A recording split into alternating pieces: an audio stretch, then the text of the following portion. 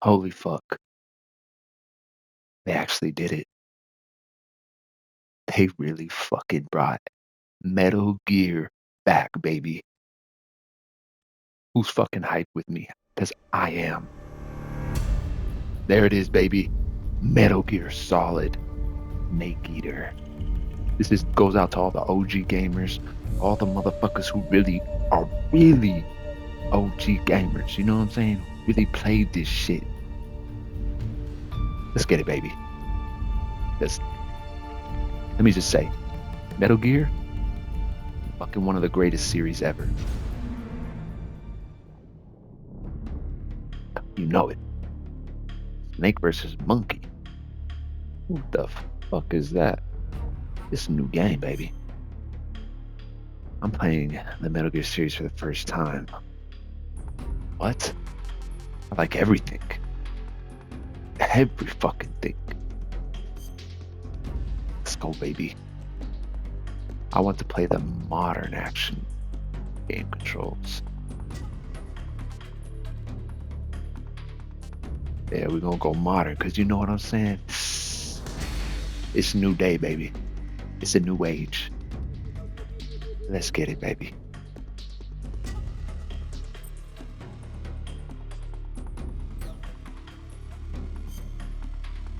Oh. What the fuck is European Extreme? What, they're better? Europeans better or what? Like, they get the top shit? Okay.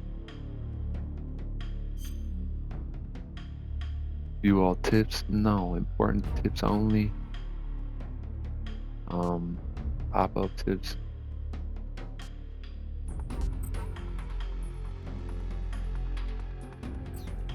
I don't know.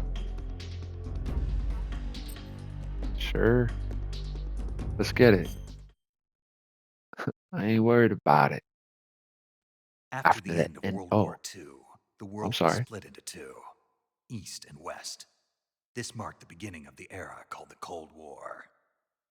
The Cold War. Fuck yeah.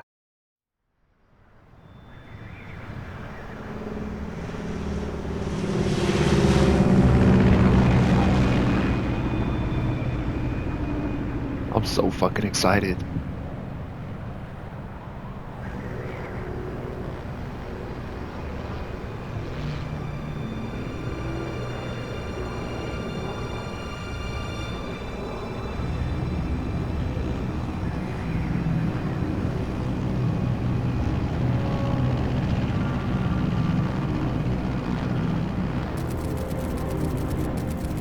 Just a little FYI, I have not played a Metal Gear game since fucking Metal Gear 4. I played Phantom Pain, but I didn't complete it. I am so fucking ready. All right, you ready to go? Drop zone still showing a high pressure mass. Cav okay. Good, we've got high visibility.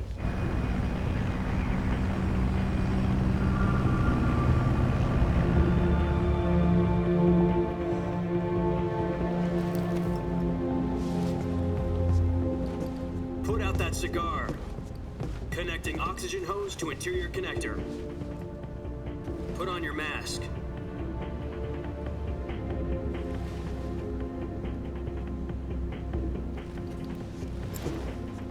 He's such a fucking badass. Does this panty waste know what he's doing?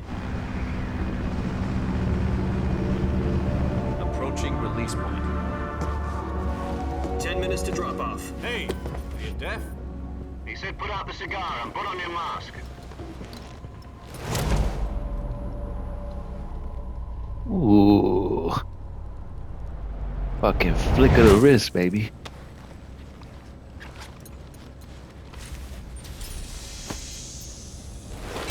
Depressurization complete. Checking oxygen supply. 6 minutes to drop off. Opening rear hatch.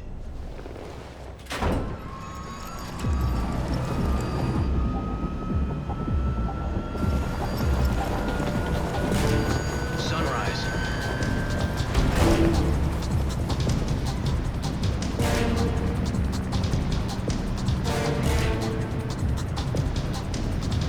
External temperature 46 degrees Celsius. 2 minutes to drop off. Stand up. You'll be falling at 130 miles per hour. Try not to get frostbite from the wind chill. 1 minute to drop off. Move to the rear. Activate bailout bottle. This is one for the history books. The world's first halo jump. 10 seconds to drop off. Stand by. Status okay. All green. Prepare for drop-off. Countdown.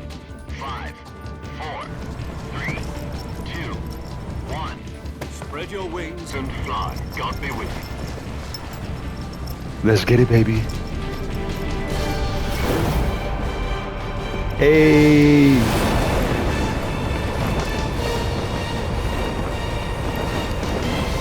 He's such a fucking badass. Fucking flawless.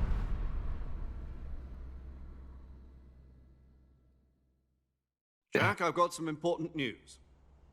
The head of the CIA has finally given us the green light for the virtuous mission. Virtual mission? No, the virtuous mission. The future of our Fox unit depends on it. If it succeeds, we'll be officially organized into a unit. Virtuous mission? Sounds like some kind of initiation ritual. You know, don't get cocky. This isn't a training op. Right. So what exactly is this wonderful mission? Well, about 2 years ago, a certain Soviet scientist requested asylum in the West through one of our moles. His name is Nikolai Stepanovich Sokolov. He's head of the OKB-754 Design Bureau, one of the Soviets' top-secret weapon research facilities, and the East's foremost expert on weapons development. Sokolov? Isn't he that famous rocket scientist? The very same. On April the 12th, 1961, the Soviets achieved the first manned spaceflight in history. The Earth was blue, but there was no God. Well spoken. The rocket that carried Yuri Gagarin into orbit was the A-1, known as the Vostok rocket. Sokolov is said to be the man most responsible for the multi-engine cluster used in that rocket. After Gagarin's flight, Sokolov left rocket development to become the head of the newly established Design Bureau. From a lowly technician to head of a design bureau, that's quite a success story, so why do you want to defect? It seems he'd become afraid of his own creations. Afraid? Call it a crisis of conscience. And for that, he left his country and his family behind and went over the fence? Not exactly. One of his conditions was that his family was also to be taken safely to the West. We used a mole to get the family out first and succeeded in sneaking Sokolov over the Berlin Wall shortly afterwards. I was the one who conducted the operation. The security on the eastern side was still full of holes back then. Then what? We got Sokolov over in one piece, but the whole ordeal had left him exhausted, and we checked him into a hospital in West Berlin. It took him 2 weeks and more than 600 miles to get from the research facility in the Soviet Union to Berlin. He was in no condition to say anything coherent. And it was only a week later that we had something much bigger on our hands. The Cuban Missile Crisis. October the 16th, 1962, President Kennedy received word that the Soviets were in the process of deploying intermediate-range ballistic missiles in Cuba. The President demanded that the Soviets dismantle and remove the missiles. At the same time, he announced a naval blockade to prevent further missile shipments from reaching Cuba. But the Soviets didn't back down, instead placing their armed forces on secondary alert.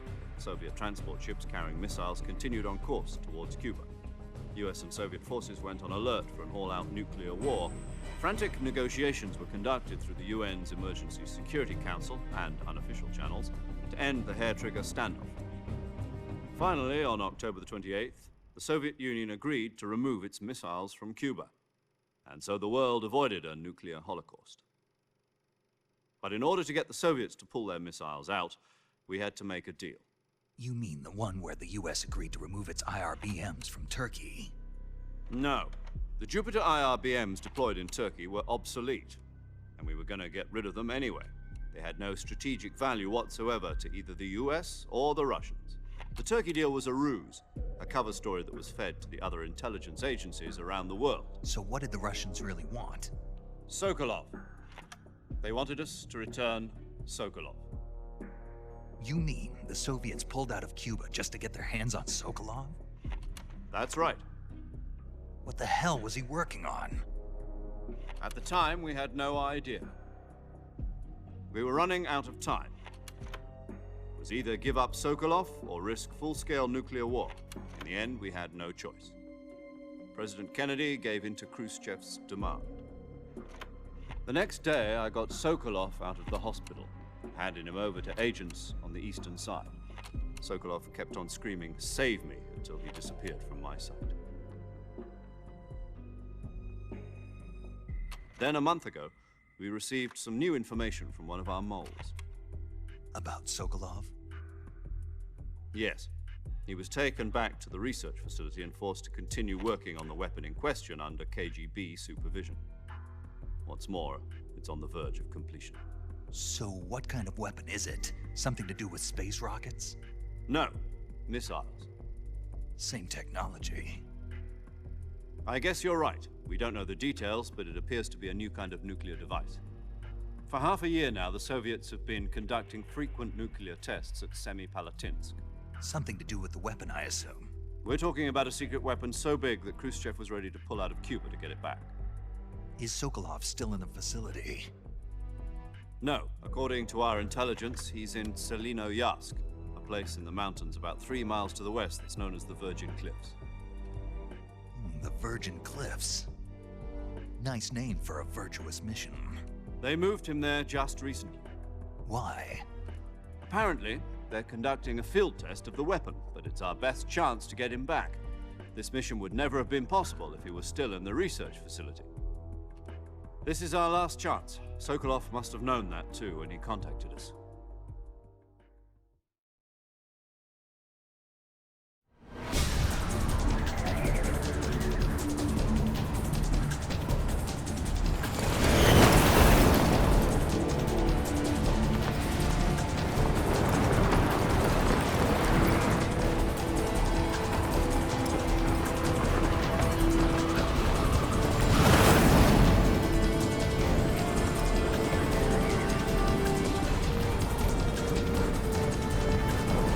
Listen up, Jack. Your mission is to infiltrate Selino-Yarsk in the Soviet mountains, ensure the safety of Sokolov, and bring him back to the west.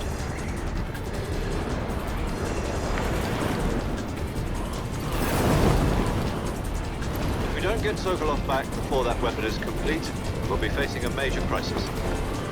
The clock is ticking.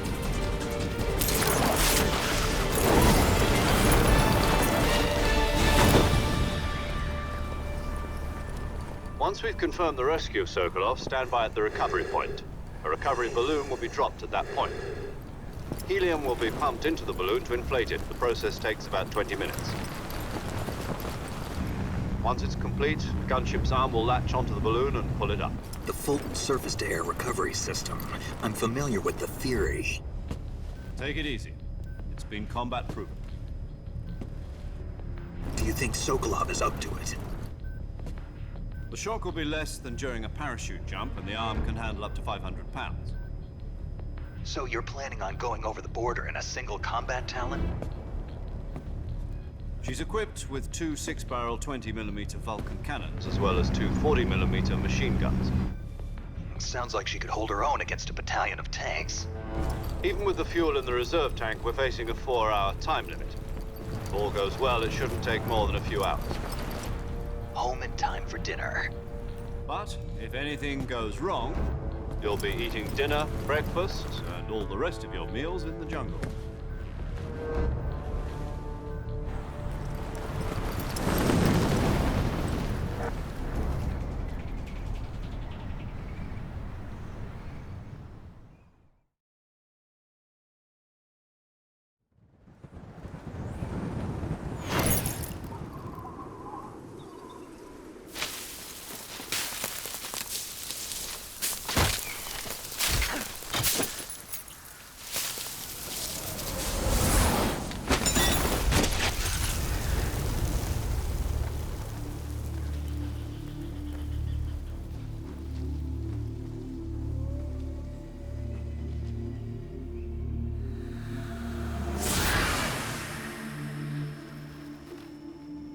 Wow.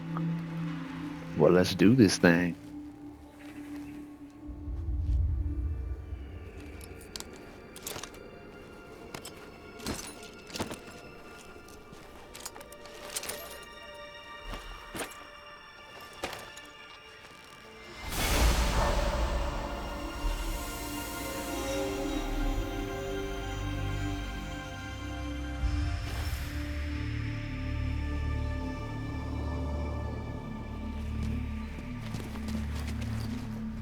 Okay. Okay.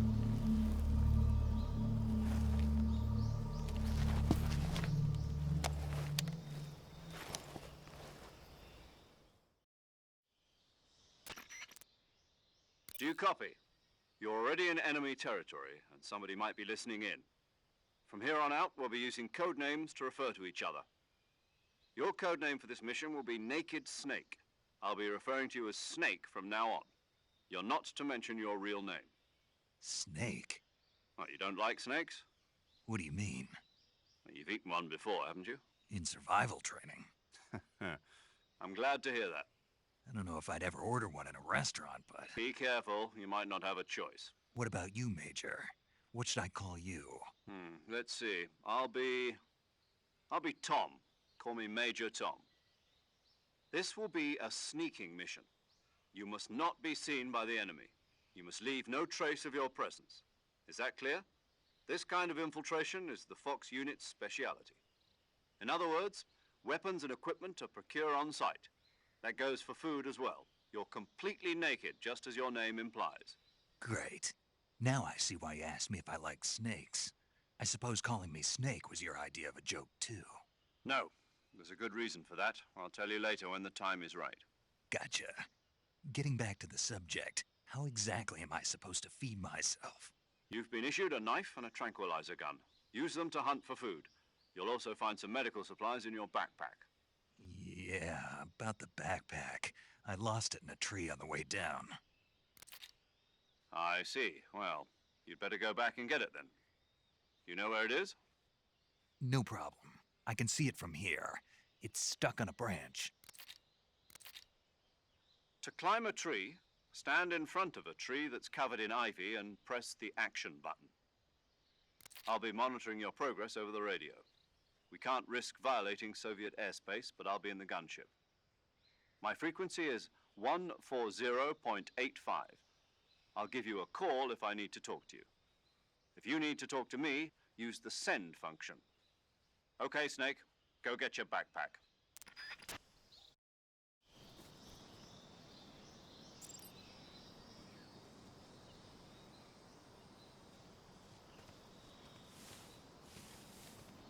Okay. Wow. We are actually here.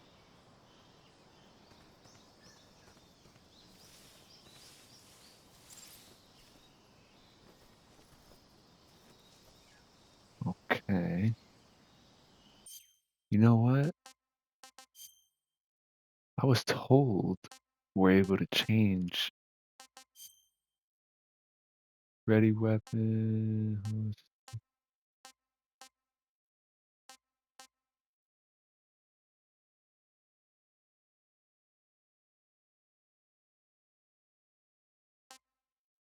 Yes. Wait, is this it? No, that wasn't it. Controls.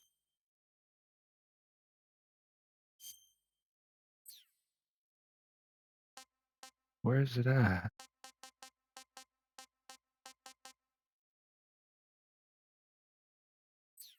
Hmm.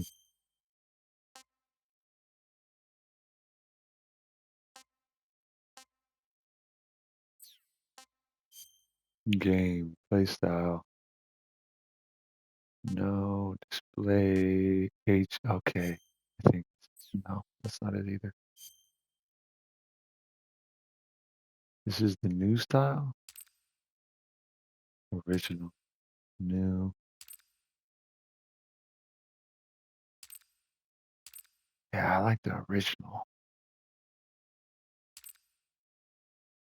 I think. Or should I try the new? I'm gonna go with the original. That's why we're here, baby.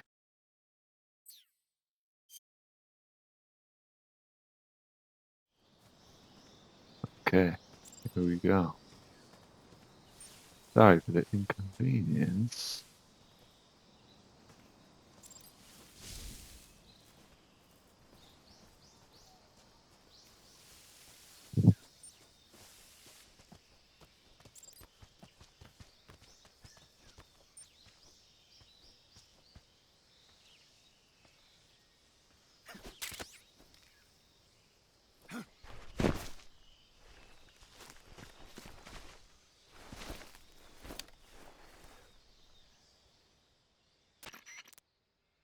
I see you've retrieved your backpack, Snake.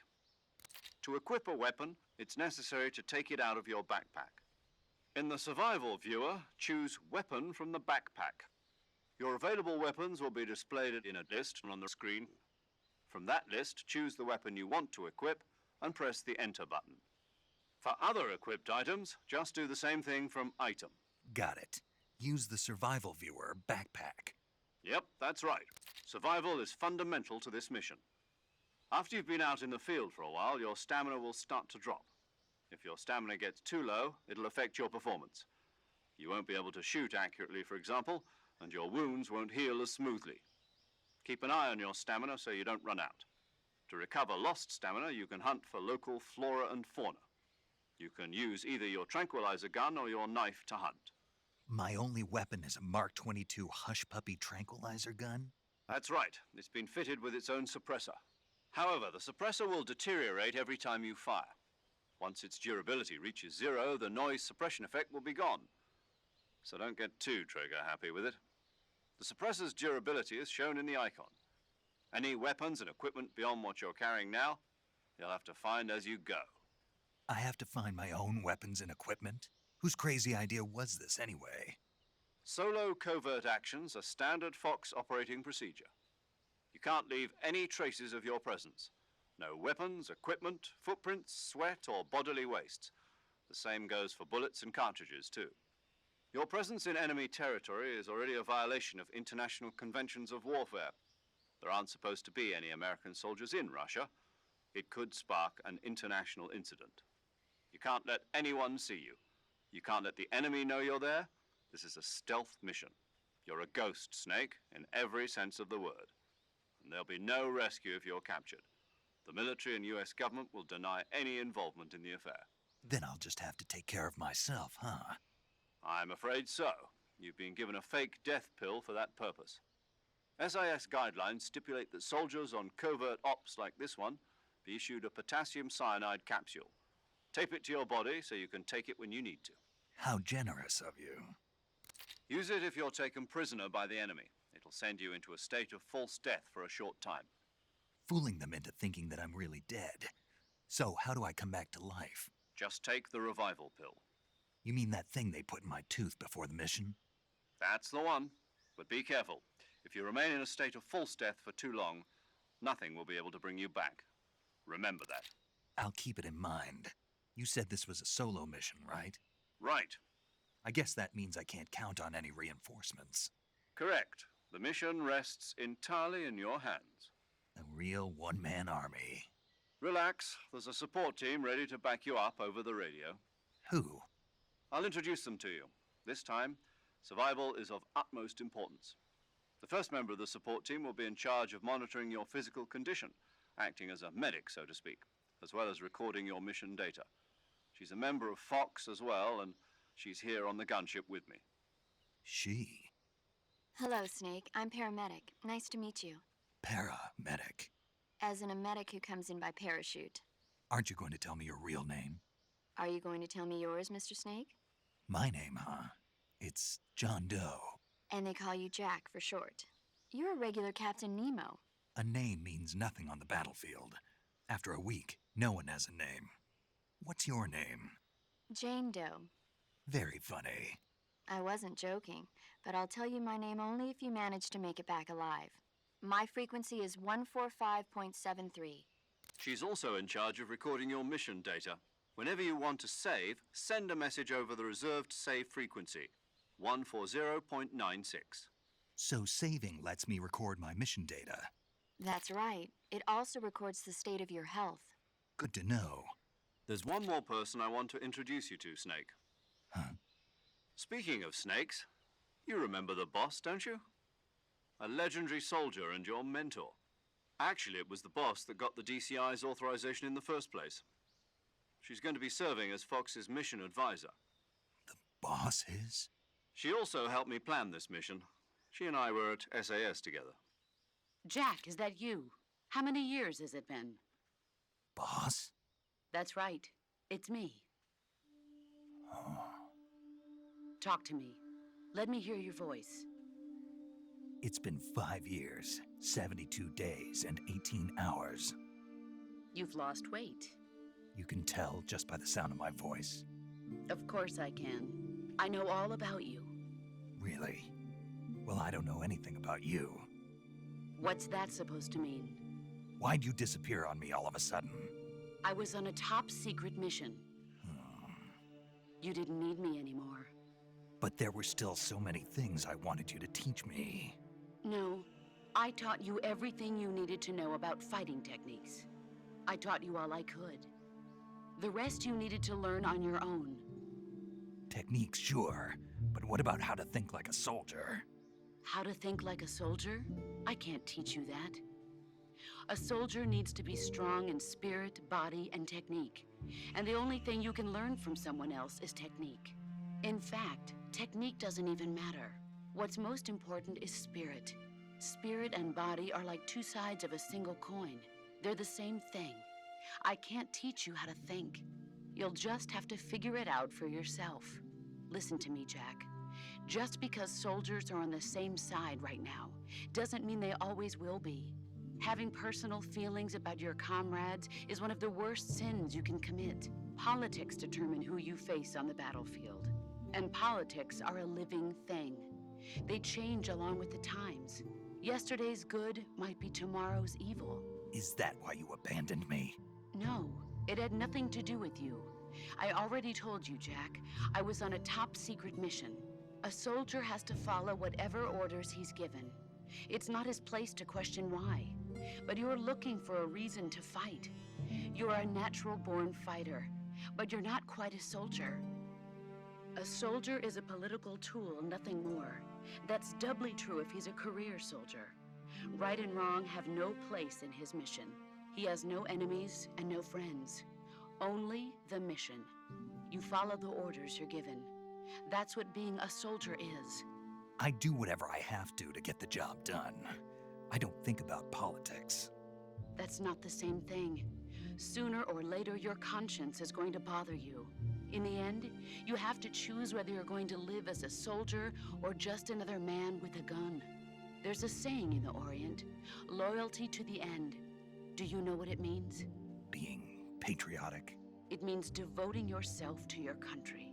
I follow the president and the top brass. I'm ready to die for them if necessary. The president and the top brass won't be there forever. Once their terms are up, others will take their place. I follow the will of the leader, no matter who's in charge. People aren't the ones who dictate the missions. Then who does? The times. People's values change over time, and so do the leaders of a country. So there's no such thing as an enemy in absolute terms. The enemies we fight are only enemies in relative terms, constantly changing with the times. As long as we have loyalty to the end, there's no point in believing in anything, even in those we love. And that's the way a soldier's supposed to think? The only thing we can believe in with absolute certainty is the mission, Jack. All right, but do me a favor. What is it? Call me Snake. Snake. Oh, right. Your code name is Snake. It suits you well. That's right. The legendary unit that the boss put together during World War II was a snake.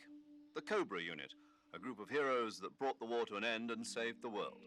As long as you've got a legendary hero backing you up, you'll be fine. Isn't that right, Snake? Yeah, I can't think of anyone else I'd rather have with me. Oh, and one more thing, boss. Yes? It's good to hear your voice again. Same here. After all, who knows if either of us will make it out alive? Snake, you are always best at urban warfare and infiltrating buildings. But this is the jungle. Survival is going to be key. Those CQC techniques I taught you are sure to come in handy. CQC. Close quarters combat, huh? I've been in the Green Berets for the past few years. I'm probably pretty rusty. Not to worry. I'll be here to help you remember. After all, this is your first actual survival mission. I'll be supporting you over the radio. Where are you, boss? Next to the Major? The boss is communicating with us by radio from aboard a Permit-class submarine in the Arctic Ocean. My frequency is 141.80. Call me if you need my advice on battle techniques. Gotcha. Your mission is to retrieve Dr. Sokolov. Dr. Sokolov is being held in an abandoned factory located to the north of your current position. Avoid heavy combat and don't let anyone see you. Don't forget that this is a stealth mission. Snake, try to remember some of the basics of CQC.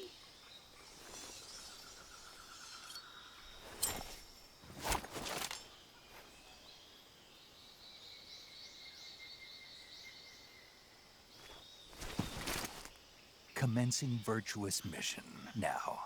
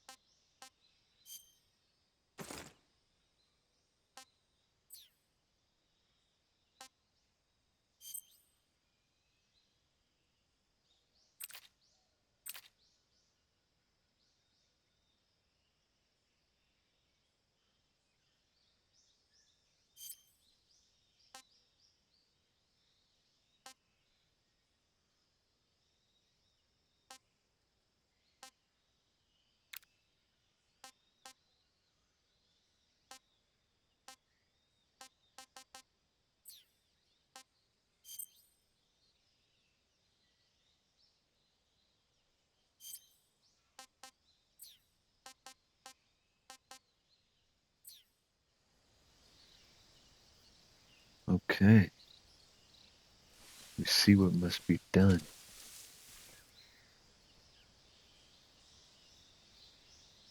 Why is it glitching though? Huh?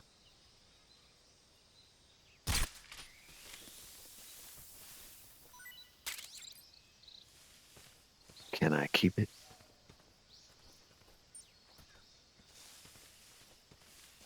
Wait, what if I shoot these? Oh. Okay. Okay. Now we're on to something.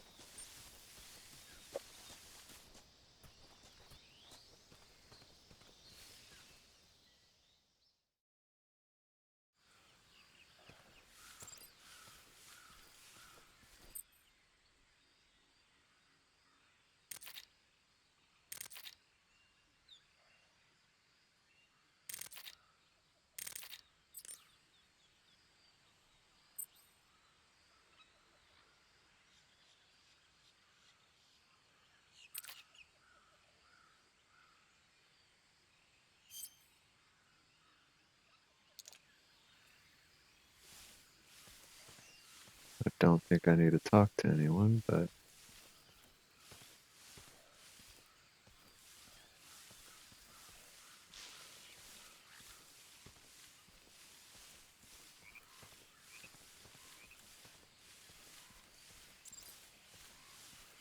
Wait, roll, leap forward, form a dive roll. It can get you over small gap. Ah.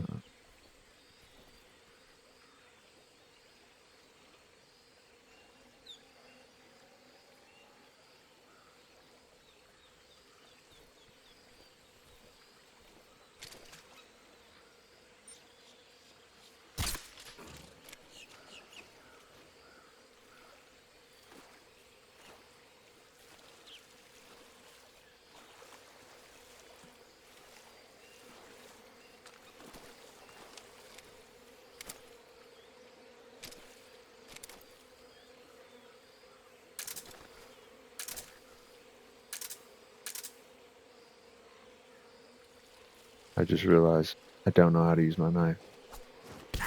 Oh, fuck. What the fuck? Fuck you.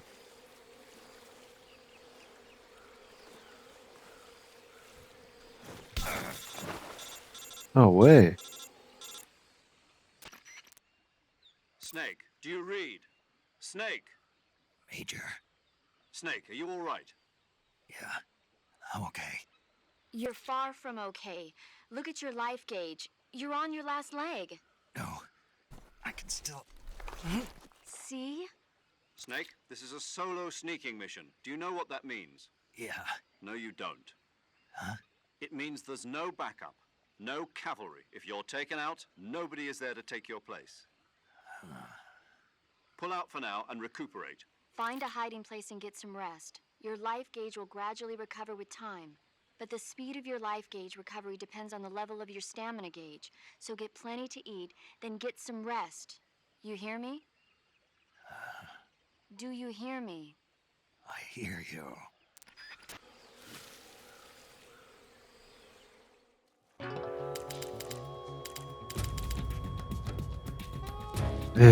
I died? Bro was turned over in the water. Oh my god.